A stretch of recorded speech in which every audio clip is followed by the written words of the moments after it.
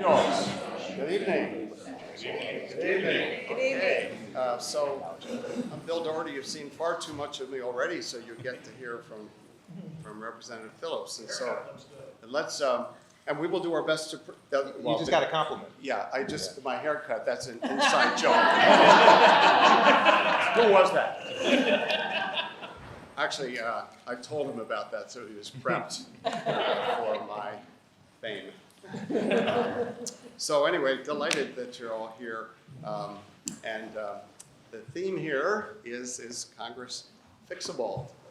And so I'll be talking with Representative Phillips for a while, and there'll be some time for questions, and then in good Braver Angels fashion, time for you to think about what your take-homes are from our time here, and then we'll finish up. So, but let's first just give a warm Braver Angels greeting.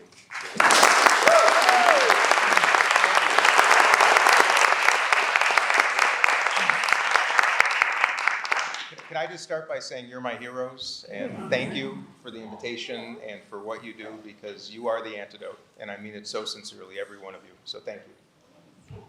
Well, that's it for tonight, folks. Yeah. I can go home. So we thought that, often when elected officials meet with the rest of us, they don't get a chance to tell us about their background and their story a little bit. People just start to say, what do you think of that immigration bill or something like that? And so we thought we'd just tell us about, you didn't grow up in Congress, did you? Well, my Twitter trolls would say I'm a career politician. Oh yeah, my Twitter trolls would say that I'm a career politician. I've been doing this for about 4.5 years. But I actually had a life before Congress. Grew up in a wonderful family with a 5th generation spirits business. Belvedere Vodka is a brand that we're probably best known for. After selling that, we built Talenti Gelato into a wonderful ice cream brand. And I'm a father and a husband, 2 daughters, 26 and 24 years old, one in New York, one in Austin. My grandmother was Dear Abby. I'll walk backwards a little before coming forwards. My grandmother was Dear Abby. And but going a little further back, that was the big thing. Yeah. And she always counseled me to never give advice. So, but actually, I'll work backwards. I lost my birth father in the Vietnam War when I was 6 months old, and spent the first 2.5 years or so living with my great-grandparents in St. Paul, Minnesota. My mother remarried when I was about 3, and I was adopted into an amazing family by a father who was extraordinary and a family of many blessings. And my grandmother was Dear Abby. And I remember in 1980, I was sitting in my elementary school auditorium, not unlike this one, chapel. And lo and behold, John Anderson shows up, the independent candidate for president that year. And I was really wowed. I thought it was pretty cool to be in 6th grade and have a presidential candidate come speak to you. Clearly, if he was speaking to 6th graders, he didn't stand much of a chance. But that night, we had a family dinner in downtown Minneapolis. My great-grandparents, my grandparents, my parents. I sat next to my grandma, Abby, and she asked how my day was, and I said, it was amazing, Grandma. The guy who was going to be president next came to our school to speak. And before I finished, she said, Dean, before you continue, are you a Democrat or a Republican? And I said, Grandma, I'm 11. I don't even know what those are. And I literally went home that night and looked at, back when we had World Book encyclopedias, I had to look up what a Democrat was and a Republican. I still have to take some time and look those up. But I remember watching the election returns for the first time that year. Years later, with her inspiration, I became an intern for Senator Patrick Leahy during a very different era in Congress, one that I remember fondly. I'm trying to re-inject. So I had a little bit of political experience as an intern, but it wasn't until the morning after the 2016 election that everything changed. And I know probably most of you can understand what I'm talking about. My daughters were really traumatized. And I was saddened more than anything else about how we've devolved, which is why you're all here today. And at the breakfast table, I promised my daughters that I would do something. And here I am.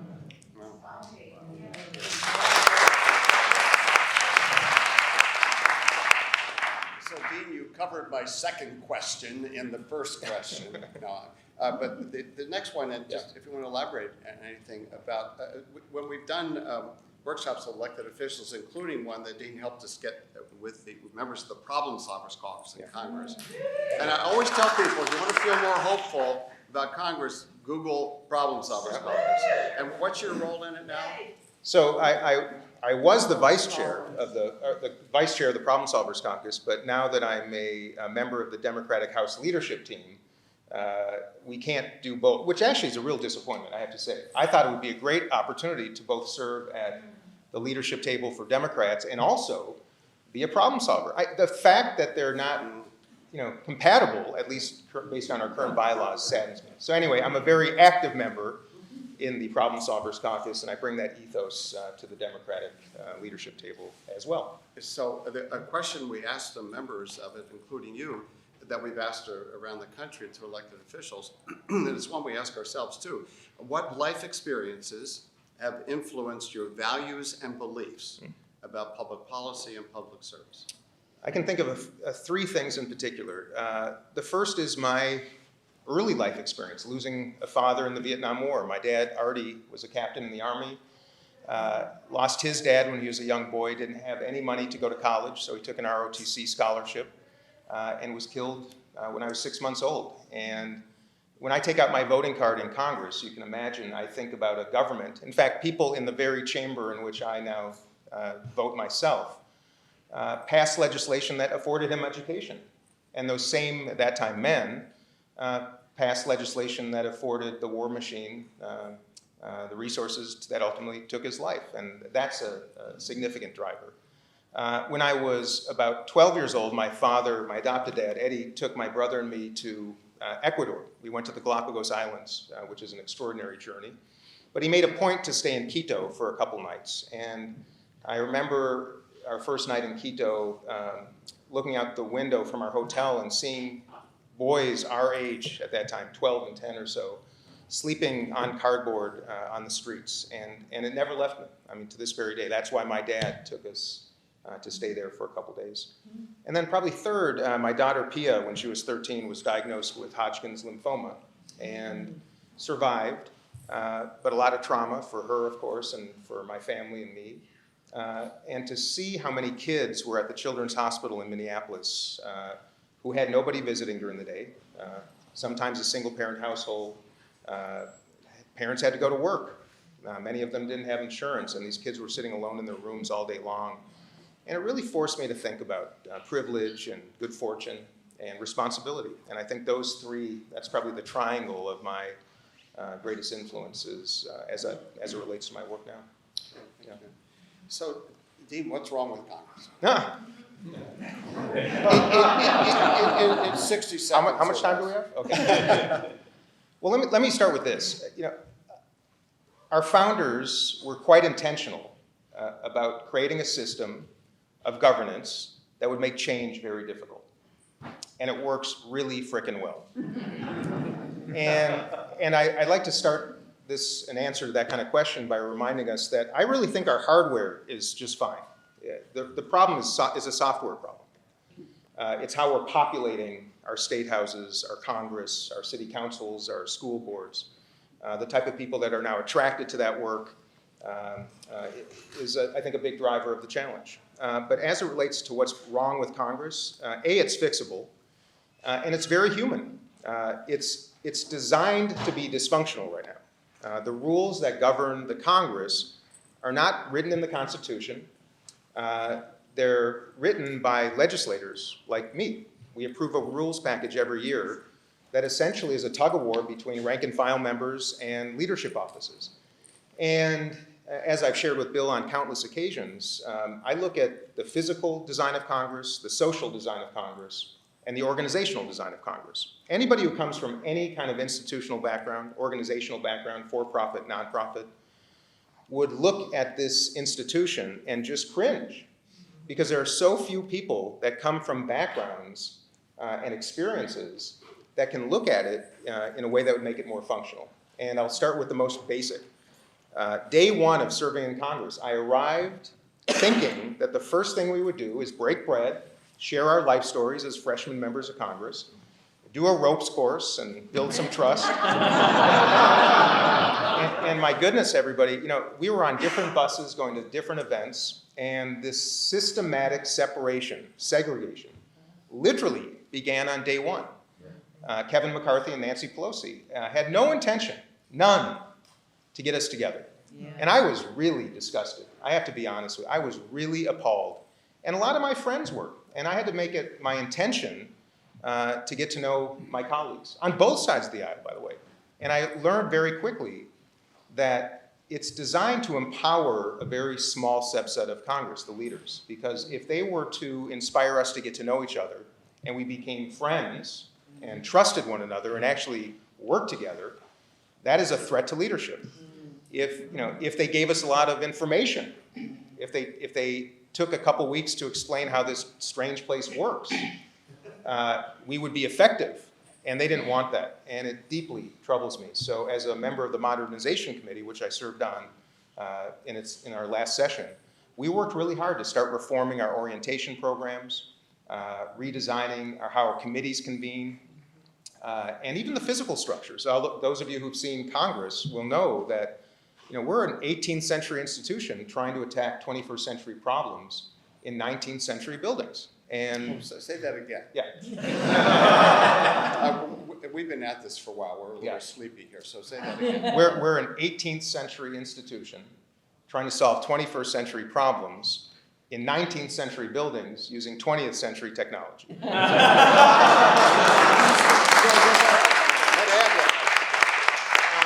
he have to say it again? Did you get that? But let me just say, I want to make sure to let you all know this.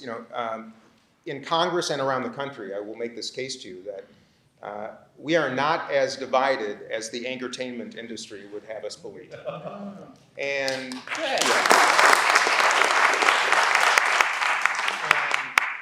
I say this with some degree of pride because many of my dearest friends in Congress are my Republican buddies. Some of whom, sadly, I've lost in the last election because of the far, far right, which makes me even more disgusted to lose the best and brightest young conservatives that we really need in Congress. But what saddens me is the political industrial complex makes it very difficult to dedicate the time to befriend people. It's hard to find someone to go to dinner with when you're running around DC collecting checks from PACs all night long and going to fundraisers. When leadership tries to keep you so occupied that you do not have time to convene. So I'm also part of a group called the Reagan O'Neill Club, which is the Reagan O'Neill Club. The problem solvers, we have lunch during the day. The Reagan O'Neill Club is more whiskey and at night. And the Reagan O'Neill Club is actually, it's mostly Republicans who are not in the problem solvers caucus. Ones that are not actually sitting at that table, and frankly, a bunch of Democrats that aren't either. But my point is that we love each other, we do. And we trust each other, and we respect each other. We acknowledge our differences, we disagree without being disagreeable, and we're all disgusted by the fact that a handful on each side are given basically the entire platform to express the respective brands of the Democratic and Republican parties. And the perverse incentives that go along with that are on our minds. And rest assured, a lot of us are trying to address that. And I just want you to know that whether you're red or blue, somewhere in the middle, or someone on the outsides, it's not all lost. And I just wish that media would cover some more of the good stories. Because yes, Congress is struggling, but it is not broken.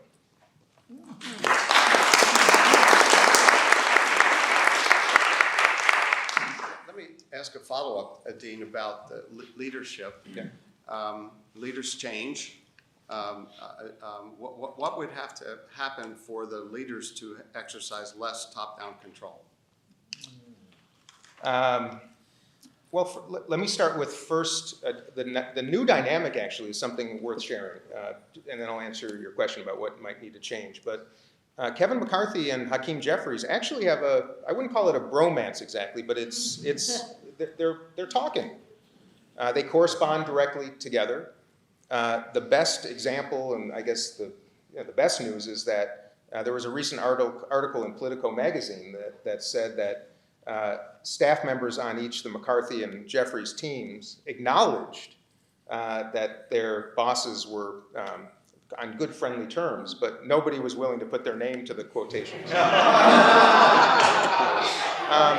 And I'll give you another good example. Nancy Pelosi and Kevin McCarthy they didn't even talk, let alone trust each other. And AI has become a big deal in Congress, and a great example of why we need more diversity in Congress, because we have very few that even understand AI, let alone how we should tackle it. But to Speaker McCarthy and Leader Jeffries' credit, they convened a bipartisan briefing on AI in the congressional auditorium that was really profound and really helpful. And afterwards, I approached Speaker McCarthy and just put out my hand to say thank you. I said, this is how Congress should work, because we always digest information as the Democratic caucus or the Republican conference. And I think you all know, when you hear information together, it is digested in a very different way, in a much more impactful and actionable way. And after that, Speaker McCarthy invited me, 3 Democrats and 3 Republicans, to join a small working group to help advise him on AI. So I say that just because you won't see that on Fox News, you won't see that on MSNBC, but there are things happening behind the scenes where at least there's collaboration. To your question about empowerment, well, the best way to empower your rank and file members is to have a 4-seat majority. I mean, that's what's happening, very sincerely. You see how the Freedom Caucus right now on the right basically controls Congress. Beforehand, on our side, the squad kind of had some control early on. With these very thin margins, the rank and file members actually have a lot of control. But ultimately, it takes a reformation of the rules package, a very simple mechanism, but very few rank and file members have the experience, the time, and the ability to rewrite these rules. They're very arcane, they're difficult. And again, because the design is to keep us so busy and preoccupied, to dedicate the time to do it, which is a very small window. Post-election, pre-swearing in, like 6 weeks, is the time you have to create a rules package. So that's what it would take. But I will tell you, the Problem Solvers Caucus in 2018, we Democrats withheld our votes for Speaker Pelosi until she agreed to some reforms that made it a lot easier to bring legislation to the floor that would circumvent the leadership office. It's a discharge petition as an example. We right now, if you can get 280 co-signatories on any bit of legislation, you can avoid committees, you can avoid the leadership offices, and it has to go to the floor of the House. But it's hard to get 280, of course, on legislation. But we're making some changes, and the institution was designed to be the people's house, and the power should be distributed. And I'm on a mission to try to do so, because it would operate a whole lot better. You mentioned that the Problem Solvers Caucus, was it that group that came up with this idea? Yeah, break the gridlock. Right. And so tell us more about the workings of because we're into the how do we fix it, and this is an important thing. Well, look, if I could wave my magic wand, how do we fix all of this? Another party. We need competition. I mean, our George Washington, I'm sure you all know this, but I'd encourage you to reread his farewell address. He warned us against foreign interference and against factions, which was the name for parties before we called them political parties. I really don't think our founders envisioned that we'd have 2 teams, that you had to choose one or the other, and that we'd spend so much time fighting each other instead of fighting for each other. And competition would be healthy. It is such a core attribute of just about everything that is American. And yet in our politics, we prevent it. And I find that discordant and incongruent and deeply disappointing, because the problem solvers, we actually have 32 Democrats and 32 Republicans now. Last Congress, we had about 24 and 24, and we thought our numbers would drop probably by half. Yeah. And we were very surprised by the interest, especially by Republicans, to join the group, which is actually really inspiring to us right now. So that's kind of that's a little bit of the lowdown on that work. So I want to go back to, you just dropped this thing about the 2 parties. Some would say, well, that is competition. Well, I should have come back to this. The problem solvers should become, I would argue, we should become sort of a de facto third party. But what happens is, because Congress is a social entity, and the gravitational pull back to your party leadership is so strong, and the punishment so severe, especially especially for my Republican friends under the last president, that even when you really want to take that stand and you measure the consequences, most people, go back to you kind of go back to the means, if you will. And we come very close as the problem solvers to take some really bold steps, and we seem to not just be able, we can't just get over the edge because people know that the sacrifice is simply too much. There's no reward for doing what the country needs. There's only punishment, and that's the part of the perverse incentive. So the more we can act like the party, the better. We take stands occasionally. Without the problem solvers, there would have been no infrastructure bill. We got us through the government shutdown in 2019. Donald Trump invited me and 5 other Democrats and 5 other Republicans to the Situation Room to make our case, and he accepted it. We got through it, which was an hour that I'll never forget, you can imagine. For both better and for worse, I have to tell you. But that's, I don't want to let this go by. The power, the control, the iron fist that the parties have over their members is really dangerous. And if we could simply reduce the need for so much money, a lot of that would change. And that's not a political statement, that's just the damn truth. Talk about the money part. No, the money, you guys, well, let me start by saying when I ran, I decided, money in politics has bothered me for a long time because I used to be the one people called for the money. And I joke with people, but only half-heartedly, that I ran for Congress to stop having to give. and I kid you not, it got so overwhelming that I hired, the fact that this industry even exists is ridiculous, but I had to hire a consultant to help me with my political philanthropy. And it is he who then, I told him one day when I was going to run for Congress, I said, you got to switch sides of the table. I need help now running for Congress. But the money is repulsive. It is what drives every day in Congress. Every free moment a member has, he or she runs across the street to the DCCC or the RNCC to dial for dollars. Many of you have probably been on the other end of that. It's shameless. It's endemic. It's not unique to one party or the other. And I would not argue that money buys votes, but it absolutely buys access. And most importantly, and most dangerously, it precludes members of Congress and elected officials who rely on that money from spending time with people who don't have it. And if you just, so if you just think about what's going on in our country right now, I would, like they always say, follow the money. I really think at the root of this right now is disenfranchisement, distaste, disgust, of so many people who've been shut out because politicians don't visit them anymore. As simple as that. Donald Trump, look at where he shows up. He gave voice to people who just are really angry at this system and angry at the money. And I don't blame them. I really don't. And it is corrupting. It corrupts principles. The use of time is disgusting. My colleagues spend 10,000 hours per week raising money. 10,000 hours per week collectively raising money.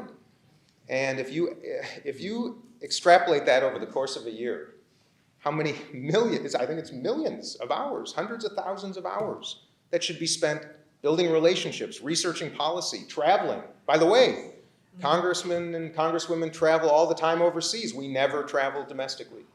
Dusty Johnson and I, of course, I go to South Dakota, he comes to Minnesota, I do that with my friends. And I also decided to do something different. I take no PAC money of any kind. I take no lobbyist money. And I also refuse money from fellow members of Congress, and I don't give it to them because I'm sick of it.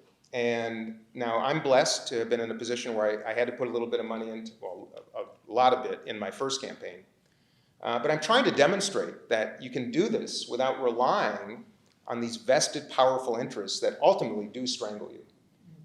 And I just wish we could encourage more people to run on that same platform and slowly migrate away from this terribly corrupting system that is maybe one of the only things that Democrats and Republicans agree on, as maintaining the very ugly status quo. How would we get money out of politics? It would take an amendment. I mean, I have great admiration and respect for the Supreme Court. I thought Citizens United was a very poor decision. I'm not an attorney, but I think the consequences to this country are really horrific. And I think an amendment on how we handle campaign finance in this country. There's a lot about America that's unique, that is extraordinary, and there's a lot that's unique that's really dangerous. And I think our system of campaign finance is one of them. And how much negative advertising, how long our campaign windows are, the IEs, independent expenditure committees, and dark money, it's really grotesque, everybody. And if you look at our friends to the north in Canada, and I'm not proposing we be Canada, but they limit their MP races, member of parliament races, I think it's about $180,000 Canadian, which at one point was like 50 US dollars. But they cap expenditures on each side. They limit television. They have a shorter window for campaigning. It forces people to actually have to go and meet people instead of just raise money. And for a while, the United States did try to cap expenditures, and it was overturned by the Supreme Court. It's interesting. We cap contributions, but we can't cap expenditures. So anyway, there are ways to do it. I think, unfortunately, it would take an amendment. But I always look for pragmatism and things that might not take an act of God or an act of Congress. And that means identifying candidates who are simply willing to do it differently, Well, let's talk about that part, because we talked about the leaders. Yeah. What are the pressures from ordinary citizens on members of Congress to not do the right thing? What's the pressure to not do the right thing? Well, I have this conversation with my colleagues a lot about the fact that our name says representative first, but that does not dismiss anybody from the responsibility of leadership. And this notion of using, I would call it an excuse. I hear it a lot, especially as it relates to some of the issues relative to January 6th and the like, where my colleagues say, look, this is what my district wants me to do. And we should weigh that. I mean, that's our job, is to represent our district, but our job is also to represent the country, and it's also to represent the Constitution. And the pressure from our constituents, especially in deep blue districts and deep red districts, can be extraordinarily difficult for my colleagues. My dear friend Anthony Gonzalez, I think one of the most impressive young conservatives the country has known in some times, served, I think, 2 terms and then retired because when he went home to Ohio, it was actually, and he's a Republican, it was the far right that was threatening his life and forced him to have to travel with a sheriff. So there's a lot of pressure from constituents. I'm lucky to represent a district that A, has the highest voter turnout in the country. And one of your constituents is here. Would you take a bow? Yes, Jeff. And then you vote, I assume. Yes. A district that in which Democrats used to vote in significant numbers for 2 of my predecessors, in which now Republicans in significant numbers vote for me, because there's a political reward for being decent. It's not rocket science. So back to the question, what can we maybe do? Well, first of all, vote in primaries. If you don't vote in primaries, you're probably missing the most important low-hanging fruit that's available to us to really affect meaningful change. And that's not just us, but it's encouraging friends and family to do it. Ending gerrymandering. I mean, this country would be so much better off, again, with competition. It's not healthy to have deep blue and deep red seats in the numbers that we do, which is about 90% of the entire House. You know the outcome after the primary. And of course, if that's determining the outcome, you pander to your base. And that's why we're having, the extremes kind of take over. The other is ranked choice voting. I have to tell you, I was not a fan, and I watched it. I've seen it in action in my own district now, in Minneapolis, in towns in my district. I've seen Jared Golden and Mary Peltola succeed in both Alaska and Maine, and I see how it is the only system that rewards candidates who go beyond their base. And I don't know how anybody can say that's unhealthy for democracy. So those are 3 things that I think are actually actionable and achievable, and we should get to it. On ranked choice voting, the criticism of that one of the criticisms is it's too complicated for people to understand. So speak to that side of it. Well, it's really easy if you know how to make a shopping list. It's kind of. Come on, Dave. I'll tell but let me be honest. I've shared this with the people who are promoting it around the country. The fact that it's the 21st century and you can't have, it's called instant runoff voting too. The fact that you got to wait a couple days oftentimes is to me the death knell for it if we don't get that resolved fast.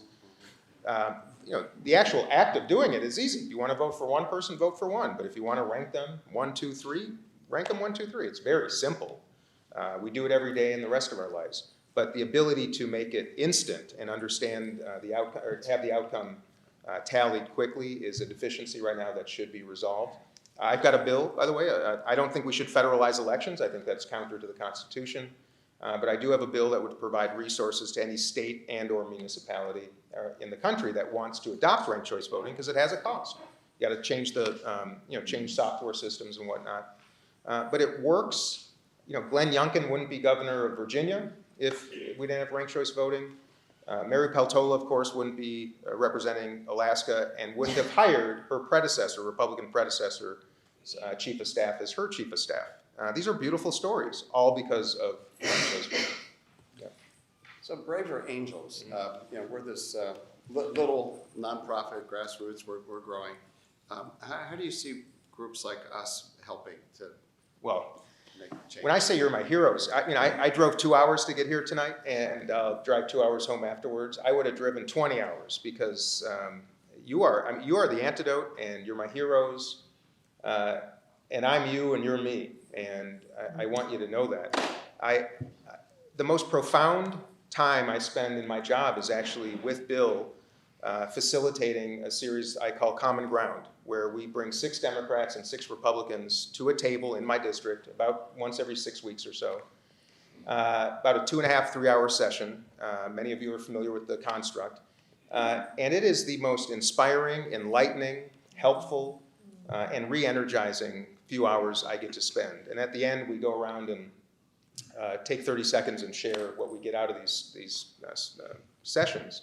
I'll tell the story I love, and then one more personal.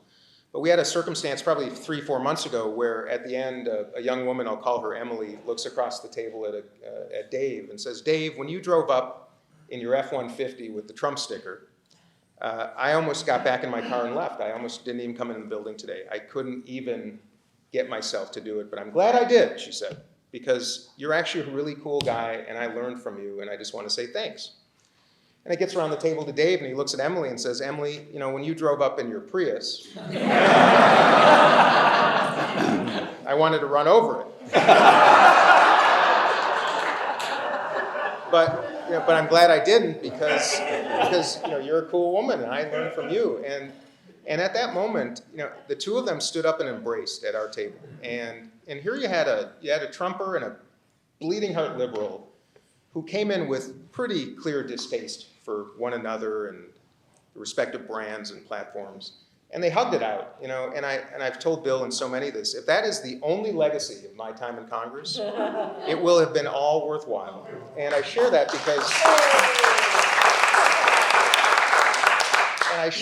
because that's what you are doing every day, and you're probably doing it more than I am. So what power is, why is this important? It's not just important, I think it's necessary. And the fact that you're pioneers in preventing catastrophe, but more hopefully and with more optimism, you're showing us the way. And I would ask that you keep the faith and you keep on keeping on, and that you encourage your friends and neighbors to be participants and put pressure on us, most of all. I think we have to use a little bit more shame against those who are creating circumstances that led to what's in the backyard here, right? And we still have a chance to prevent that, and not just prevent it, but grow from it. But we're rewarding the wrong people, and I'm not sure where that comes from.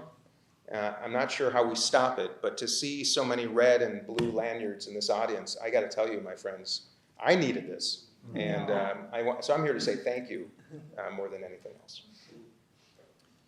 Well, that's a good moment to go to questions, because there'll be really nice, loving questions. I want tough ones. I know you do. There's some I'm a in big the, fan of the problem solvers caucus. Oh, Mary say Beth. your name, where you're from. Mary Beth Gilbert, I'm from Houston, Texas, big follower of the problem solvers and their labels. I campaigned for Alyssa Slotkin and Brian Fitzpatrick in 2020, did a lot of fun making. Peter Meyer, I really liked Me too. him. David Valdalo. Yep. Both of those candidates. David won, Peter Meyer lost because the Democrats came in and fought against him and got the more extreme candidate. Yep. And I think the problem solvers have a rule about you don't badmouth each other, campaign against each other. As a member of leadership, is there anything you can do to stop Democrats from going after the other side? Peter Meyer would have been much better to have in Congress. Well, no, the Democrat won, and that was the point, right? Yeah. But I would have loved to have had Peter Meyer as a Republican, but they got him defeated by supporting a Trump candidate. I not only do I feel the same, I said it publicly, and the chair of the Democratic Congressional Campaign Committee, Sean Patrick Maloney, was vicious in his response to me. So back it up now. This was, so let's make yeah. know So the circumstances. Peter Meyer was another outstanding young conservative from Michigan, a dear friend, pragmatic, an independent voice. I mean, exactly the voices of reason that we need in Congress. And he was primary, and I think he voted for. He voted to impeach. And he voted to impeach. And you know what happened to those who voted to impeach, along with Anthony Gonzalez, again, you know, the outstanding young guys. And Peter was primaried by a pretty Trump-loving candidate. And the Democratic Congressional Campaign Committee actually invested in helping the far-right primary opponent to Pete Meyer win, hoping that, you know, then that would undermine him in the general election. And I called bullshit on it, to be honest with you, which I'm known to do, and it doesn't make me a lot of friends in the campaign groups for Democrats, but you know, I'm just sick of people who say one thing privately. All my colleagues agreed, but are so afraid to say it publicly. Does And, Hakeem Jeffries have much control over the DCC or no? you know, it's well, first of all, we're Democrats, so there's not much of control over anything. So the answer is not really. You know, some, but we haven't. You know, it's kind of independently managed, and there's there's kind of a dotted line, if you will. But again, all this is it's all nonsensical. You know, you wear a political hat one day, and then you got to wear your official hat. Yes, he has some ability to affect that, but there is no. I mean, and maybe that's what is actually healthy, is that we don't have a supreme leader, right? We don't have one person who dictates how everything happened. That is a little bit of a difference between the Democratic caucus and the Republican conference. There's a lot more command and control amongst my Republican colleagues on their side, especially now with Donald Trump. That's not the case for Democrats. It's harder to manage. The groups don't correspond as much. That's why you see different messages and different styles, and that's just how it works. But I think it's really disingenuous, for a party that is trying to promote democracy and decency and competency, to invest $1 opposing someone who's decent. By the way, Sean Patrick also spent money against my dear friend Brian Fitzpatrick from Pennsylvania, and I did the same thing. I said, he's a former FBI agent, and he was trying to basically say he's a traitor or something, and it made me sick, and I called him on it. I've said that Joe Biden, I think, should serve one term and then turn over the torch to somebody new, because competition is important. And if he's going to run, we need others to do so. Again, I don't earn a lot of friends on my side for doing that, but my goodness, got to create space and place to tell the truth. Thank you. Yeah. Congressman, I'm Phil Yeah. Smith Hey, Phil. from Athens, Georgia, and I represent one of the partners in the Braver Angels Network, a group called the Concord Coalition. Oh, of course, yeah. And we've been in your district, Yeah. and I want to thank you for hosting our budget exercise. Fiscal that we did responsibility, I love it. Minnetonka High School. Yeah. My question is related to fiscal responsibility. What do you think, is there any hope? Do we have any hope for the future to have a long-term sustainable federal budget? Yes, I Did think, everybody hear his question? yeah. Okay, the question is about fiscal responsibility. Do we have any hope in the future to have a kind of long-term sustainable budget and inject some fiscal responsibility into the federal government? And the answer is yes, if Democrats are willing to look at government entities as ones that should be spending efficiently and effectively, and reduce or eliminate programs that don't generate any ROI, and if Republicans are willing to generate some more revenue. And if both parties can make some concessions, the answer is absolutely we can. But are we going to do it with only revenue or only cuts? No. We have a $32 trillion debt. Our debt service could exceed $1 trillion a year in the next few years, depending on interest rates. Over $650 billion this year, right? You know, nobody who's objective can tell any of us that this can be solved with it just cutting or just more revenue. It's got to be a little bit of both, and we have to be. Here's what bothers me, and I think it was Ron DeSantis at one point supported, at least discussed the possibility of some type of a consumption tax, a national consumption tax, maybe a few percent or something. I think that's an interesting idea if it was dedicated to simply paying down the debt. Well, now Donald Trump eviscerates him for contemplating like another tax. So what does Ron DeSantis have to do? He has to withdraw even the notion. This is the cycle of what happens in policymaking. You know, instead of saying, yeah, let's come up with some ideas, you're not going to get punished. We punish people for coming up with ideas, and we reward people for demeaning the idea generators. It's nonsensical. But yes, the answer is we can, but it's going to take some really principled leadership. And look, I miss the days when the Republican Party walked that talk. It's been a while, and we need a party that is meaningfully addressing fiscal responsibility, and we need more people to run for Congress who can read a balance sheet, understand a P&L, and understand A P&L. Oh, I'm sorry, a profit and loss statement.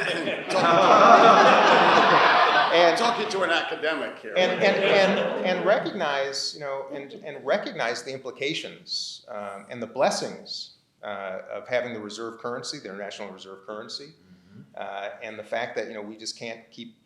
I have colleagues that believe in modern monetary theory. They think that we can just print as much money as we want, and it doesn't matter. But it does. So the answer is yes, but we need voices of reason. And I'll tell you, the Problem Solvers Caucus, we could solve this in literally weeks. We've already done so in some ways. The problem is we're not in the leadership ranks at the highest levels, and that's a difficulty. Okay, let's go for it. Hello, you know me, we've talked before. So could you, I know you have a Oh, good, welcome strong to the voice. Braver Angels event, because we're here, because you're here, because you are one of our heroes. Just Thanks, like you Bruce. said, we're one of yours. I've seen you in operation. The question I have is, you said earlier that the Problem Solvers Caucus was instrumental in holding back Pelosi from having too much power as a battle between the rank and file and leadership. Were you able to see what happened with McCarthy through that same lens as a battle between the rank and file and the elite leadership? Could you repeat the Yeah, question? yeah. So the question was about kind of the Pelosi's fight for the speakership and also Kevin McCarthy's fight for the speakership, handled in very different ways, of course. But very similar for the same reasons, by the way, because when you have only a 4 or 5 seat majority, that really does empower rank and file members to ask for favors in return for votes and support. And Pelosi handled it. Now, granted, Nancy Pelosi had 20 years of experience and knew how to handle it behind the scenes and accomplish that feat somewhat discreetly. That wasn't the case with Kevin McCarthy, as we all know. We don't know exactly well, you saw, even promises that some thought were made and have now been broken. It's complicated. And so I can't say I have any insider knowledge of exactly what went on. I did give the 15th and final nominating speech for Hakeem Jeffries, and I rose to say, wow, if you remember that. But back to that, that's the essence of democracy, I mean, this is a transactional business in Congress. And that's how it all works. And you just hope that ultimately it's accretive to the process. And I will tell you, Chip Roy, by the way, is a friend of mine. And in fact, Chip Roy and I, Remind people who. yeah, Chip Roy, during the COVID crisis, and we'd introduced the Paycheck Protection Program, which I'm sure you're all familiar with. I was going back to my district all the time, hearing from businesses that got checks, but recognized how limiting the original language was, and how, and shared with me modifications that would be necessary if they hoped to survive. And I'm shooting the breeze with Chip Roy back in DC one day on the Capitol steps, and he said, man, I'm hearing the same thing at home. So we wrote a bill together. He needed me because the Democrats controlled the House. I needed him because Donald Trump was in the White House. And we wrote a darn good bill together. Only Thomas Massie voted against it in the House. There are not many 434-1 votes in the US House anymore. And we got a bill passed, and that was, that's the kind of example of what's possible if you break bread with people that you don't otherwise. And by the way, I'm the most bipartisan member of Congress according to the Common Ground Committee, and I think Chip's about 433 or so. Anyhow, I think I digressed a little bit, but but I don't have any more insight in terms of Kevin. But I was going to say about Chip. Yeah, Chip Roy. Chip wants the House to work better. Now, I don't always agree with him on policy. In fact, more regular than not, I don't. But we absolutely agree on making the place work better. And a handful of the Freedom Caucus members, I really appreciated some of the positions they took and some of the demands that they had, because they were very congruent with my perspectives. And as a result, the House is actually operating a little bit better than it ever, well, certainly this is my third term, it's working better now than it actually has in some time, allowing some amendments to be made on the floor. We're voting as scheduled. There's a little bit more power invested in rank and file members. Part of it structural because of McCarthy, and part of it because Hakeem Jeffries is new, and as a result, he's getting his sea legs, and people are able to navigate a little bit in ways that they hadn't before. So Congress is actually structurally working a little bit better. Okay, let's go in the back. Yeah, go for it. Oh. Yep. Hi, my name is Ben Malone. Hey, You have to be a little bit louder. Oh, Yeah. yeah, sure. So my question is, I agree with you that media I appreciate media was better about covering good and positive stories, and not always just being very divisive. Yeah. Is there any either bills that have been just introduced at all or created, or just policy ideas that can help incentivize media to cover politics more responsibly, or is it just completely on them to self-regulate and improve on their own? Yeah, well, Can everybody hear? so let me start by, people often ask me, where do you go to for your news? I do not spend time on cable news at night, by the way, my friend. I only find it raises my blood pressure, makes me, it doesn't matter which network I'm watching, by the way, either. It's designed to get us afraid and to activate, right? And people ask, what do you read? Frankly, public broadcasting has a pretty darn good national news show, right? And it's fairly down the middle. I'm sure nobody thinks it's perfect, but it is public broadcasting, and I think it does a darn good job in this country of providing the news in the way that Walter Cronkite, would have. So that's a good example, I think, of some type of federal support for, basic information. Writing bills and legislation to modulate or moderate media in this country is really dangerous territory, I think, as you'll all agree. What saddens me a little bit is, the networks are preying on the human condition, making billions of dollars doing it, and then it's kind of this doom loop that just, then it's almost like an addiction. I would argue it's just as hard to break an addiction to your Fox or MSNBC nightly fix as it is to some drugs, because your brain starts it needs that. I don't know what we can do about it. And by the way, every news organization that has tried to bring happier stories or to go down the center doesn't seem to do real well, which kind of brings us back to the why. And I think the why is that, we are genetically programmed to respond to fear, to protect ourselves.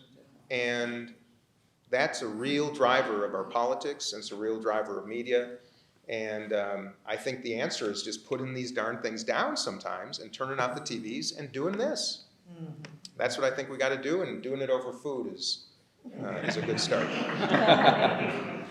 You make gelato too. Or gelato. Or vodka. Or vodka. Yeah, so later on, Dean is providing all of the vodka.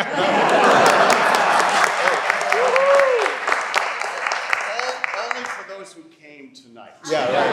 And don't tell the others. That might be the solution. Yeah, so let's, how about somebody else up here? Yes, go for it. You mentioned rules before. Yeah. As something that blocks a lot of things. Yeah. What's being done in order to unblock those, change the rules, and how close are you? So question again. Yeah, so the question's about rules, the House rules package. So every year, just so to set the stage here, every new Congress, the first act that we do is to vote on the House rules package. It outlines each of the committees and the rules that will govern, procedure and the schedule and the like. And it is, it's the Bible it's the game plan for the entire Congress. And you ask what's being done. Every year there's a small group that tries to affect change in the rules package. But everyone is so preoccupied, it's so hard to market and socialize the changes that you're trying to make. It's such inside baseball that the networks it's not national news.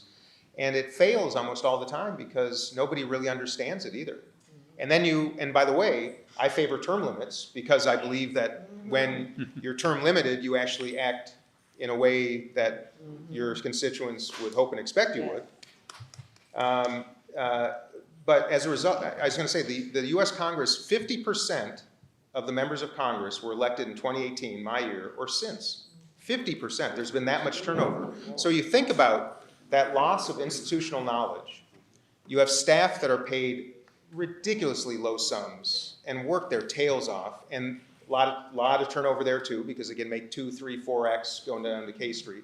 So as a result, you have this experience vacuum that allows leaders to kind of basically just shove this rules package down the throat of every new Congress and keep the power vested in the leadership. I'll say one thing about the Modernization Committee. We made 202 recommendations, bipartisan recommendations to the Congress. About 130 have been implemented, more on the way. One of the most important ones, I'm sure most of you have seen on C-SPAN or seen live how we conduct our hearings, right? This is a good example of the rules package. Democrats on one side, Republicans on the other. Members with tenure on the top row of the dais, new members on the bottom, the witnesses sitting way low, looking up at the members of Congress, each of us given 5 minutes, not to ask a question, but to perform. That's how the game works, right? The Modernization Committee thought, you know what, let's change this dynamic and show people how we could do this. We sat at a table. We had 6 Democrats and 6 Republicans, equal numbers. We had a single staff, a bipartisan staff that staffed the committee. Most committees have a Democratic staff and a Republican staff. We sat side by side. We had our witnesses at the table with us. The House Rules Package requires that every member gets 5 minutes if he or she demands it, but it's not required if you don't. So we had conversations. And I got more out of a 1-hour hearing on the Modernization Committee than I have gotten out of 3 years in financial services or small business. Because they're not designed to really hear. They're designed to perform. So the rules package is a perfect example of now we've kind of socialized this idea of how we could do this. We set up, one of our recommendations was to set up a flex room, having a hearing room where any committee chair could use this new format. Nobody's done it yet. But so we're taking some baby steps to show people what's possible, and then hopefully down the road, it's funny because crazy ideas today become very mainstream, 5, 10 years from now. And I hope that maybe some of the things we're doing right now will become impactful in a few years if members of Congress have the time to do the dirty work and not just raise money. That's really what this comes down to. Yes. Name's Emily from Virginia. I'm curious, how do you envision implementing term limits, but then still avoid that institutional knowledge loss Yeah. that you just mentioned. So, So again, the question. yeah, so how could we introduce term limits but not lose institutional knowledge? So the bill I was on is with William Timmons, my buddy from South Carolina, and it's for 12 years. I think that's too short. I think 18 years is the right number. And I say that because, a lot of people in Congress have been there a lot longer than that. We're kind of becoming this is somewhat analogous to wealth in America. There are a lot of people in Congress who have been around a long, long time, and there are a lot of people that have been around a year, 1 or 2 terms, and fewer that have been around somewhere in the middle. And of course, the reason is those who've been around a long time, they get committee chairs, and therefore they stick around. By the way, Democrats don't have term limits. So we've had committee chairs sitting in these seats for God knows how many years. It's abominable and ridiculous. Republicans have 6-year term limits.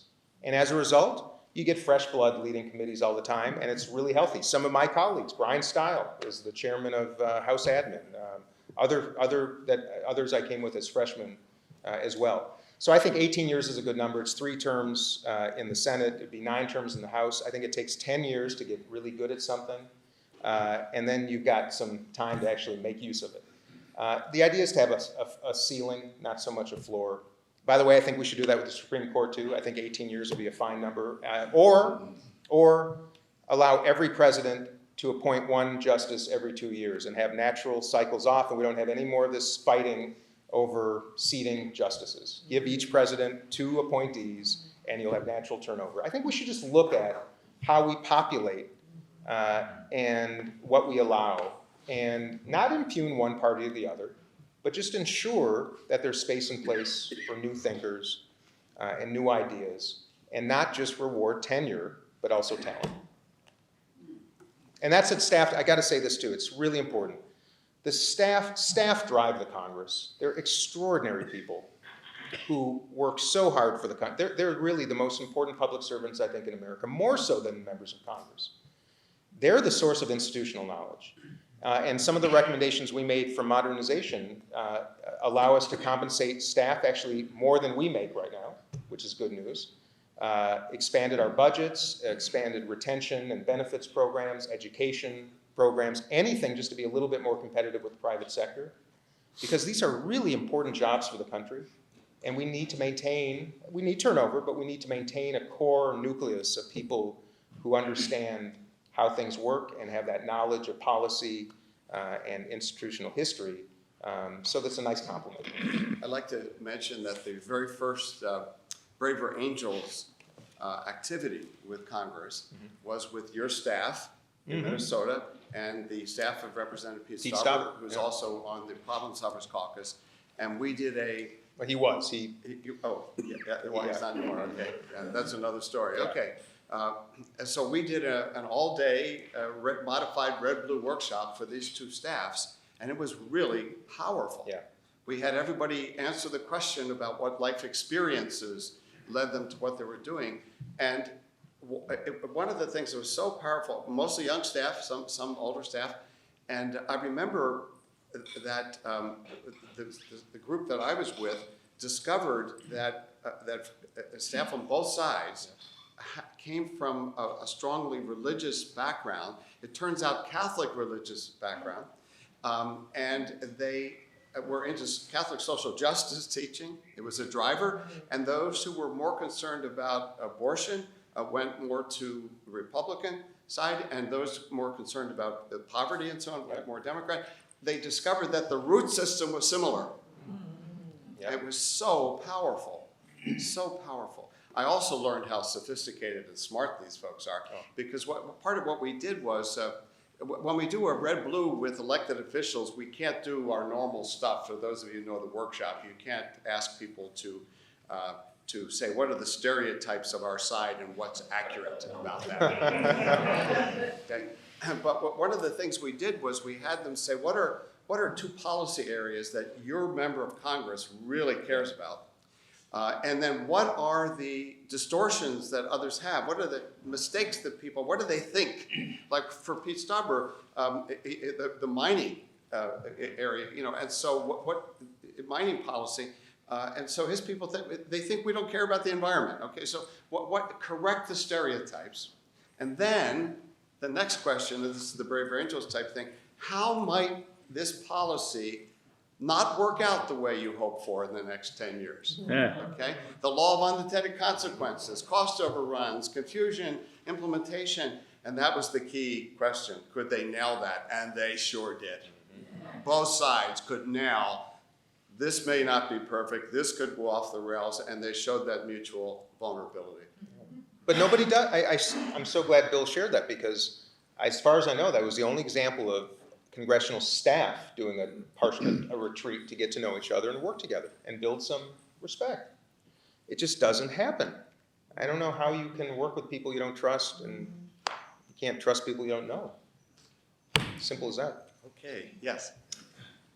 Hi, Rebecca from North Carolina. Hi, Rebecca. I'm glad I don't have your job.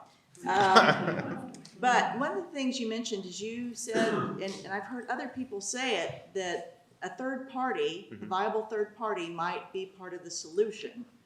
I'm curious what you think about how close we are to the viability of that becoming a reality, and what would be the enablers and the barriers to making that happen? Ranked choice voting. So repeat the question again. So the question is the viability of a third party, how close we might be to it, and what might be necessary to allow for it. Look, I salute, No Labels is contemplating, getting on the ballot in some states. The Forward Party, of course, Andrew Yang, others. Some have tried over the years, and I like the idea. But I don't like it without ranked choice voting, because I'm afraid that we will only see really negative consequences of third-party entrances right now, and I think that's it. I think ranked choice voting allows you to vote for who you want to, without sacrificing your principles, and voting out of hope instead of out of fear. And I think that's the thing that would be necessary. And I would be, even as a Democrat, my friends, I would be the first to scream from the rooftops that it's time to form maybe not just 3, but 4, but 5 parties. Anything that forces a triangulation in Congress where you have to build a coalition would be the most extraordinary, meaningful change imaginable in this kind of system of governance. There are not that many countries in the world, democracies, that only have 2 parties like we do. And it's because the political industrial complex has created a system to prevent competition, because they are making so much money, my friends. It's a multi-billion-dollar industry, if you will, predicated on 2 parties fighting it out. And it's just time that I think that we break that really dangerous cycle. But I would be very cautious without having a ranked choice system in place, because it's not going to be healthy for the country. Explain that a little bit, why ranked choice is. Okay, ranked choice vote. So right now, let's say Joe Manchin runs as a no labels candidate against Joe Biden and Donald Trump. Well, he's likely to pull, some moderate Republican votes, a lot of conservative Democratic votes, and based on the last election, probably hands the election to Donald Trump, because he'll pull more Democratic votes. He's a Democrat. If Larry Hogan was the nominee, probably similar is the truth. Trump voters are very, very committed. Others around the country more flexible. I'm afraid that a third-party candidate right now, when it's a binary choice, or in this case, a choice of one of 3, and you have 1 vote, it'll take the election and hand it to Donald Trump, which I don't want to see. Ranked choice voting allows you to say, you know what, I'm going to vote for Joe Manchin number 1, and I might vote, in this case, for Joe Biden number 2, and I'm not even going to vote for Donald Trump. And what that means is I find number 2, he's not my first choice, Joe Biden, but I find him acceptable. And you eliminate the lowest vote getter, and then the people's votes then roll upwards to the candidates that remain in the race. So then in this case, if people who voted, I know it's hard to, it sounds like it's easy to explain, but I didn't come prepared to explain it very well. You eliminate the lowest vote getter, and then the people who have voted for second and third choices in the remaining candidates, their votes accrue upwards. And that allows you to vote your conscience. Whereas if it's just Joe Biden and Donald Trump, you got to make that binary choice. This way you can vote for the third party candidate, but you're not going to hand the election to the person you hate. Yeah, yeah. That's probably the best way to say it. Here's what we're gonna do now. We're finished with the questions. We're gonna do a little Braver Angels exercise in what your take-homes are from this conversation. What's something that you're gonna think more about, something that struck you, something that was new, something interesting, something that annoyed you that you now are gonna refute in your mind more, whatever. So I'd just like for you to take about 30 seconds to ask yourself something you're taking with you from our conversation here. And then after that, good Braver Angels fashion, we're gonna have you pair up for a few minutes and just process that, and then we'll hear from some of you. So what's something you're taking with you from our conversation that you wanna think about some more, that might be a nugget for you, or something that annoyed you too, that'd be fine too. 30 seconds to reflect, and then I'll ask you to pair up. So a silent reflection right now.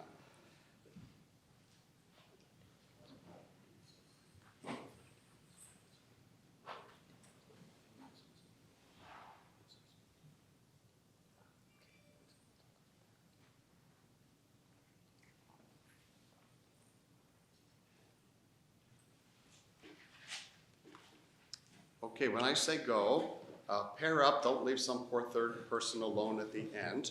But just 4 minutes, sort of get it out, go.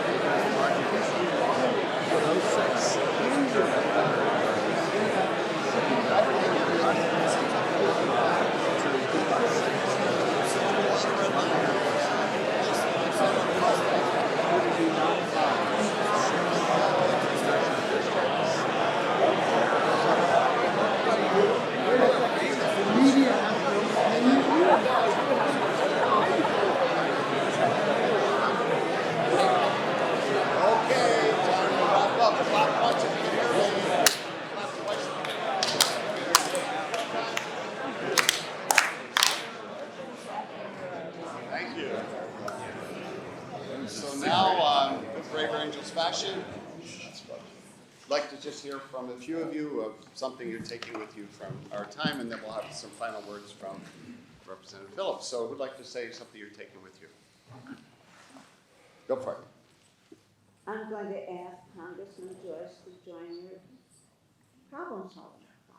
Well, thank you. So you're gonna ask your Our congressman. that's your here. representative to join the Problem Solvers Caucus. Yeah. Okay. Can I just say something quick about, this is really important too. Any of you who might, first of all, I'd love it if you'd all encourage your representative to join our table.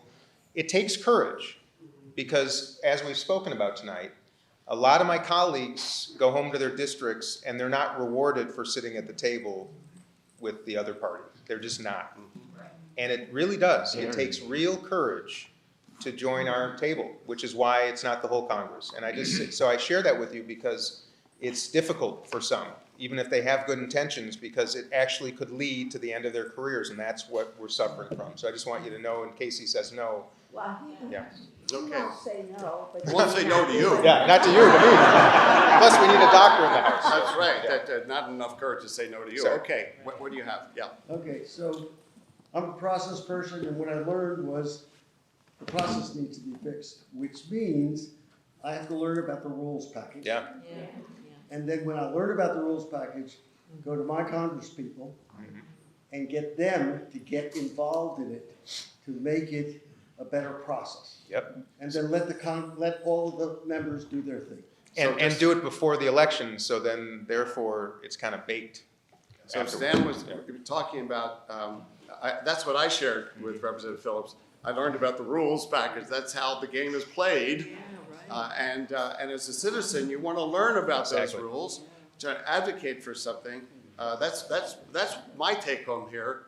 That the granularity that Dean got into here helped me understand how it functions, how it could be changed. So thank you. Does somebody else have one? Who's in the back, furthest back? There we go. Julian Flora, Massachusetts District 5, Kathleen Clark's district. I'm telling on you.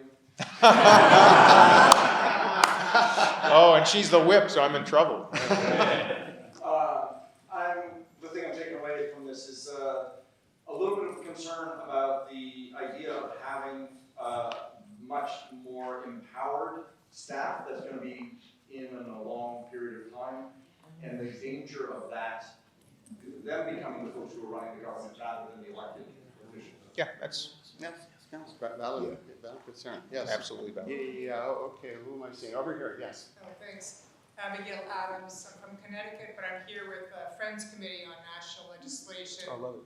Hi, Quaker Lobby and for the public good. And our group, listen, we're encouraged to hear about some very concrete steps. So, ranked choice voting that might help our organization get some traction around moving towards just and resilient elections. Wonderful.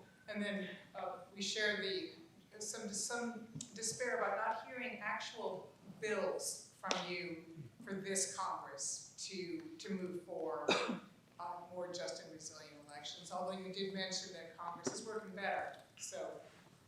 Yeah. Well, and yeah, I'm so inclined to just talk about each, but I don't want to. Writing bills on anything relative to elections when you're in the minority right now, they're better uses of time, and that's just the truth. Speaking for the group as a whole. Yeah. Yeah. Okay. So time for a couple of more. Yes. One, two. A little bit louder, please. One, what fraction of people in Congress have heard of this group? And number two. What are you asking questions or making? Oh. So this is for your take. I wasn't. I'm asking what fraction of people in Congress have heard of this group? Which group are you? Okay. Yeah. Us. Okay. Too few. Yeah. Okay. Way Yeah. too few. Yeah. I didn't know what you meant by this group. Yeah. Okay. So we'll do one more. Who'd like to? Yes, in the back. My name is Maggie Bankers, and I'm a college student studying political science. All right. Hey, run for Congress. I thought about public office for a long time, but recently it has been not appealing, and there just seems to be a lot of barriers for a young person or just someone who wants to compromise. But hearing you speak and hearing you say these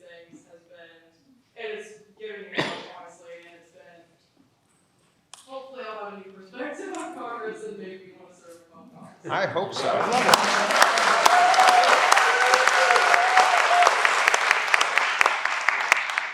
Inspiring I love way that. for us to finish. So some Yeah. final words. Yeah, first of all, thank you. This might surprise you, but I love my job. I love my job.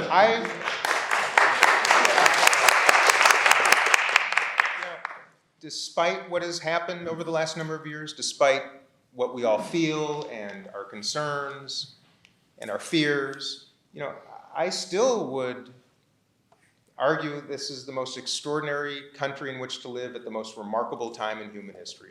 And I've never been more proud to be an American. I've never been more inspired and optimistic and hopeful, because I work with the very people that half of the country is afraid of, and I work with the other half of the people that the other half of the country are afraid of. But for a handful, it's an overwhelmingly decent collection of human beings that are pursuing some incentives that I think we got to modify. But somehow, some way, we still get it done. And somehow, some way, we are still the envy of the world. And somehow, some way, the rest of the world looks to us, as a beacon. And I just want you to all leave here with some hope and some optimism and some inspiration, but most of all, with my gratitude, because I came here with the intention to have my tank refilled, and you've done it. And I just want you to know that when I woke up the morning after the 2016 election, my dream was to feel the way I feel on the stage with all of you right now. So, I'd like to say that because I never saw my country as red and blue, I saw all of us as Americans, and I do every day when I see my colleagues on the stairs of the Capitol and in my hearing rooms, with some exceptions. Care to name? No. You know who they are. And I mean it though. I see my buddies, I see my friends, I see my, my business partners, literally, my colleagues. I see wonderful staff from all around the world of all kind of politics in the elevators, and I see young people, that all want the same thing. And I just want to say thank you. And I'm leaving here smiling, and when I drive home tonight and I pass these hallowed grounds, I think we're in pretty damn good hands because of you. And I would just you asked a question, sir, about how many of my colleagues know about this work. Not nearly enough. And if they did, that's how the incentive structure starts changing. So I would ask that you raise your voices, you raise your hands, you walk on those feet, and you knock on those doors, and you preach the gospel of decency. And we'll be just fine. I love you all. Godspeed.